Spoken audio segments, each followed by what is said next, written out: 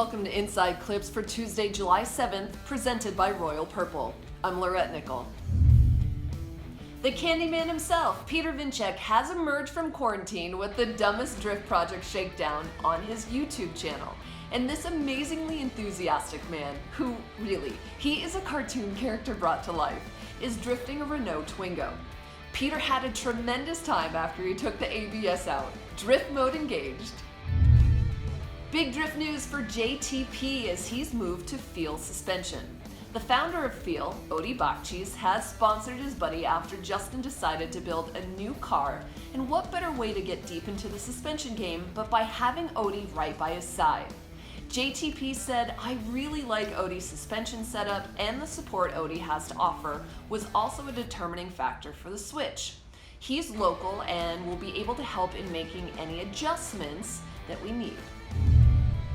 Kelsi Rolling shared and released her new 2020 livery for us on her Instagram page. Looking good, Kelsi. Chris Forsberg has been coordinating small get-togethers at Irwindale Speedway with local buds in Southern California. I was able to get the ride of my life with Chris as he drove against Daijiro Yoshihara. My adrenaline honestly is still pumping even as I watch that clip again. See on Chris's Instagram page as he shares how not to get sucked into the bank, and you can also watch me as I go full white knuckle in the ride along. Check that out on my Instagram at Lorette Nickel. Okay, let's bring in Formula Drift's Ryan Sage, who has some updates for us on how some of the scheduling and the competition will work for the upcoming 2020 season. Good morning, Lorette. It's nice to be with you here on Inside Clips. I think we'll try to make this as regular as we possibly can, giving you guys updates on this new season that we have here, going from 8 individual rounds of championship to now 4 venues with 8 events happening.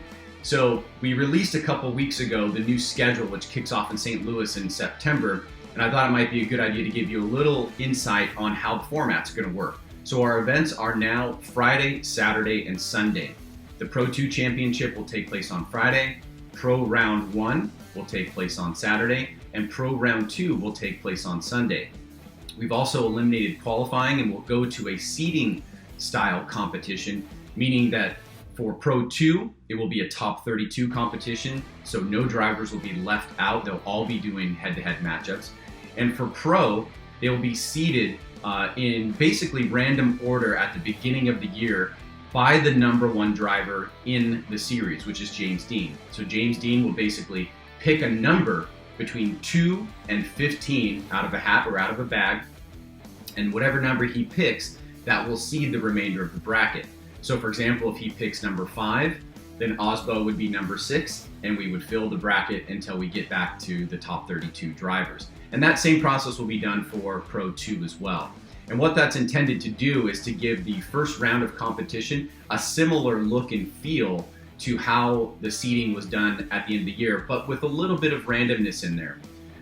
So we're really excited about this, and what this is also going to allow us to do is bring back the 3rd place battle. Now, for the past at least 5 years, we haven't had a 3rd place battle for various reasons, and 3rd place was done by the qualifying seeding. Now, this whole new element of competition will come back into play to decide who's going to be the 3rd place podium finisher at the end of the night. So lots of exciting things. We're going to have tons of announcements coming up. St. Louis does kick off in just less than 2 months. So we are ramping up, ready to go, and it looks like right now everything is scheduled to go off without a hitch. So stay tuned, and we'll keep touching in with Inside Clips. Thanks so much, Ryan. Okay, gang, that's it for this week's Inside Clips. We'll see you next week. I'm Lorette Nickel.